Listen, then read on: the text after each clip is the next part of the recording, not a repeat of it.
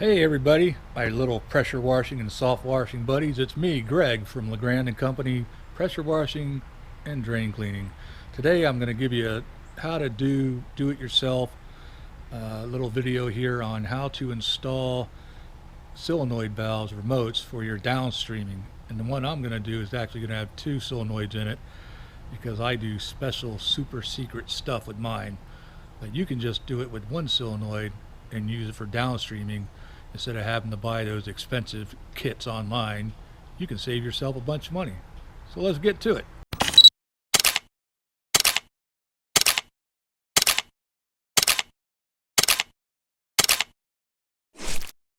Yep, I sponsor myself. Hey guys, I just want to tell you that I'm sorry for the noise. The air conditioner is running, the birds are chirping, people are coming home, it's late. So hey, you're manly pressure washing men. You have to deal with it. So today's project, I'm going to have links for all this stuff in the description. Down in the comments, I have a link to my Amazon, which you can just buy whatever you want, and that helps me out. But if you want to buy these parts and build this project, I have links in the description itself, so check them out. First thing we're going to need is a couple solenoid valves. These are 1/2-inch stainless steel ball valves, and they have a solenoid built in, and I'm getting two of them because I'm going to use them for different purposes. But if you don't want this total build, you can only buy one of those if you're just going to do this for a downstream injector. You're going to need the remote. You'll see photos of all the stuff as we get going and I wire it up. So that'll be the 12-volt remote, the two 12-volt 1/2-inch ball valve stainless steel. In this example, I'm using two, so you'll need 4 hose clamps. You may only need 2 if you're using only one of these solenoids. You'll need 4 of these iron pipe by 3/8 nipples. If you're using it for something else, you might need the 1/2-inch. This is 1/2-inch by 3/8. You might need 1/2-inch by 1/2-inch if you're using something other than downstream. But for downstreaming, most of them are 3/8. So that's pretty much most of the parts you're going to need. Oh, except for one of these, a box to put it all in. I'll have a link to this, but you can get one of these at Lowe's or wherever. You're going to need some zip ties. You're going to need a crimper, okay? Got to have crimpers and wire and stuff like that. So if you don't have a little kit, pick one up, or you'll have to stop and get some for 12-volt wire, either 12 or 14 gauge, maybe 16 gauge. I guess 14, 16 gauge. You're going to need a crescent wrench to hold the ball valve, which is this opened up wrench here. You'll need another wrench here, like I can't remember what the heck they're called. That's how bad my brain is going from working, Dave. Channel locks. You're going to need a screwdriver, but most importantly, you're going to need a little screwdriver like this. It's a flat blade. You can also get a smaller Phillips, because the flat blade is going to work on this box here, and if you don't have it, you'll be crying. You're going to need regular drill bits to drill holes in that box to put the zip ties around the ball valves and hold them in place. And you'll also need some fittings like these, not fittings, but auger bits like these, or a big drill bit to get through the side of the boxes where the hose is going to go through. Going to need a electric drill or a regular drill, and you'll want a battery so you can hook up a positive and a negative lead. So you'll need 2 little leads, 2 wires with the pointy pins or alligator clips on them, so that you can test your wiring hookup before you even get going. So now that we got all that out of the way, what you need, let's move on to the next session of how to wire this puppy up. Alrighty folks, welcome back. I just want to show you, here's my 2 valves. Now what I did was I hooked them all up outside of the box. I completely hook it up before I do any power per the instructions. So I'd suggest you do the same. That's why you have the battery. And I have a lead right here that's going to my positive over on my battery. And then I have another lead, the black one, that's going to the negative. I do not have them hooked up right now. The reason I have the positive hooked up but not the ground, and the reason I don't have it hooked up is because earlier today, if you look real close at this wire, I was messing around, wasn't paying attention, and my black hit my positive, and I fried my wires. It doesn't take much on this small wire to heat them up. That's why you have fuses, to protect wires, not to protect your appliance. That's another matter. So let's get into this real quick. What you'll see on this is your main wiring arrangement right here. That's actually the top of the thing. It's just turned upside down, but that's how I'll mount it in that box that the holes are facing down. So if you start from the right, this first section is for zone A or zone 1. That zone I use for either A or B buttons. You can program both A or B buttons or just one. It doesn't matter if you do them both, or you could do all 4, I guess. But anyways, I only do A. If I press A, it's going to close. If I press it again, it's going to open. So what you want to do is you want to make sure the bluish wire right here is on the far right, okay? These are the wires that are coming out of these solenoids. The solenoid has a red, a blue, and a yellow. So the blue wire goes right here. Skip this red wire for right now because it's not the one from the solenoid. Here is the red wire from the solenoid.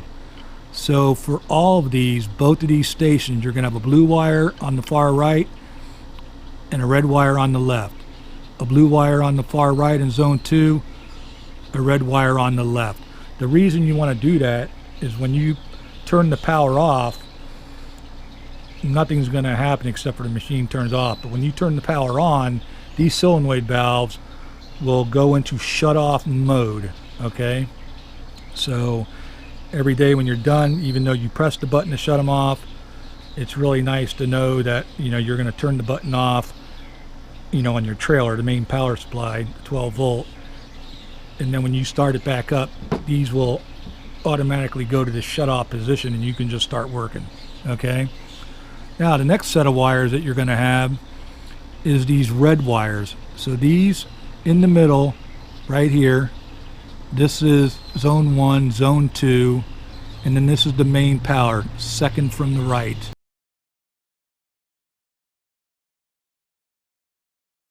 Okay, what I did was I took 3 pieces of this 12 gauge or 14 gauge, whatever, this thin wire, it doesn't need to be big. I twisted the 3 pieces together. One goes out to my battery, and then one just jumps over here to the center position that says COM. So this power is now feeding power to this zone. And then the third one is going to this zone. So you're now having this zone powered, and the main board. So these 3 wires are twist tied together, stuck in here, and then they go, you know, to their various places. Then this first knob right here is the ground. Now on these solenoids, they have the 2 yellow wires, remember? So this wire comes up, these 2 wires right here, butt connects, all 3 wires. So in the first slot, you have a ground wire connecting to the 2 yellow wires and a butt connector, and then the black wire goes to the battery. In the second position, you have the hot wires, 3 of them connected together. One goes to jumper 1, one goes to jumper 2, and then the last one goes to your battery. And when I say battery, you're going to put an on and off switch, but because right now I have the battery sitting over there to test it, because I wanted to make sure they work before I start drilling holes and everything else. This wire that comes with it's already installed, is just an antenna wire, which you'll snake back up or drill a hole through there and put it outside your box. To get that wire in and out, you see this little thing right here? You just push down and then you can pull that out. It's like a quick release. Now this other hole is left open. That's actually another ground wire. If you wanted to put another ground, you could put a ground wire in there and run it out somewhere else as a double ground.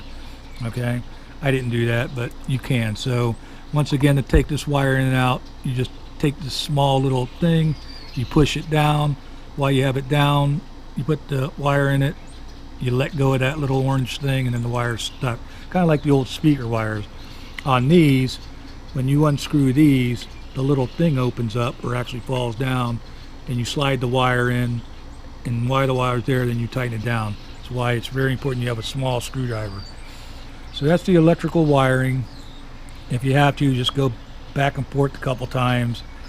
And like I said, this is a 2 zone. Now getting into the remotes can control 4 different actions. So on a 2 zone, it really doesn't matter. The way I have it wired, it's just going to do a on and off. So in order to set this remote, I've got one remote set up. So what would happen is I would press this button, the little light would come on saying it's on. I would let go, then I would press the remote button. You would see this little light down here flash 3 times, and you know that's set. Now I can do that for A, then I can press that button, wait till it's solid, hit this button and do B, but I didn't do that. I just did A, and then I pressed that button, waited for it to go solid, hit the C button, and it blinks again. Okay, so that's because I've got one of each. This is zone 1 and this is zone 2. So I got A, that's why this is valve A. You hit it on, you hit it off. And then I got C, this is valve C, you hit it on, hit it off. If you had 4 valves or a 4 zone 1, you know, they just give you extra zones on these remotes, then you could use B and D or whatever you want to use, but it's not necessary. And the very last thing is, if you haven't paid much attention, is these little dip switches. Now somehow, you know, I thought like you would press A and it would go on. If you pressed A again, nothing would happen. Then you'd hit B, it'd go off, and if you hit B, nothing would happen. I can't get it to do that. But the way I have it wired, like I said, A will control valve A, you know, on, hit it, turn it on, and hit it to turn it off. And C will control valve C, hit it to turn it on, hit it to turn it off. When you walk back to the truck, these 2 wires, the ground and the positive, you should have to a switch. I would just turn the switch off, and if you turn the switch off, it'll stay in whatever you left it at. So if you left both these valves open, it'll stay open. Okay, you may not want that, but you know, if you're messing around with these things and you forgot, then all you got to do is turn the switch back on. They'll both close, then turn the switch off, and that's the position last in. They'll stay closed. So keep that in mind. So let's get over to the box here. Alrighty, so we're back. My box is complete. I got some short tubes plumbed in here or hooked up just to give you the idea. But in this hole right here, I've got my hot switch coming out, and I also have a ground coming out right here. So you'll actually, I'll put a switch there, but for now we're going to hook it up to the battery. Then on this side we have the antenna wire coming out. You can actually take this out like I showed you and make that longer if you want. And the FedEx guy is showing up. So this box is pretty tall, which holds all my stuff. I don't have it screwed in. So right now that looks a little messy because I use 2 solenoids. So the box in my description, if you're using 1 solenoid, this would be perfect. The remote box can flip around. You won't have to worry about it. If you're going to do 2 solenoids like I'm doing, then you might want to look around for a little bit bigger box. But let's kind of move this out of the way. This is all wired up, which I showed you earlier. I just set it in place. What I wanted to point out to you is putting these hoses in. I drilled these holes right here on each side, just big enough to squeeze that hose in. So you'll want to look at your different auger bits, make sure you get it. And then when I put the valve in, I pushed it as far as I could this way and tightened this down as close as I could get it on each side. And they're relatively in there pretty good. I mean, if you really want to, I was going to drill 2 little holes here and put the, you know, zip ties in it to really hold it, but I may not have to do that. So once again, you know, if you need a little bit bigger box, just do that, or put the zip ties in if you need it. So now let's get on to the part that I was going to tell you about. When this is wired up, I'm going to put a light actually over here, so when I turn this on, the little light will go on.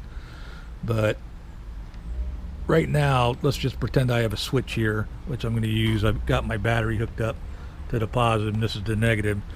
So when I told you, if you left these on the on position, when you turn the switch on, you'll hear these come on. If you actually turn them in the off position, then you won't hear anything. They'll just be off, and that's the default, the way we wired them. You want them off, so when you start with the downstreamer, you're just pushing out water.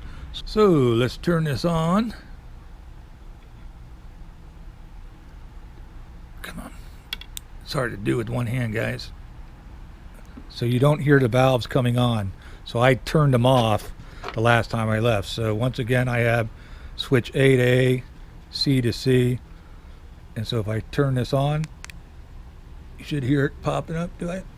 Oops. Okay, let's try this one more time. I didn't put the ground battery on over here. So let's see if we turn. Maybe I did turn them off. Let's see.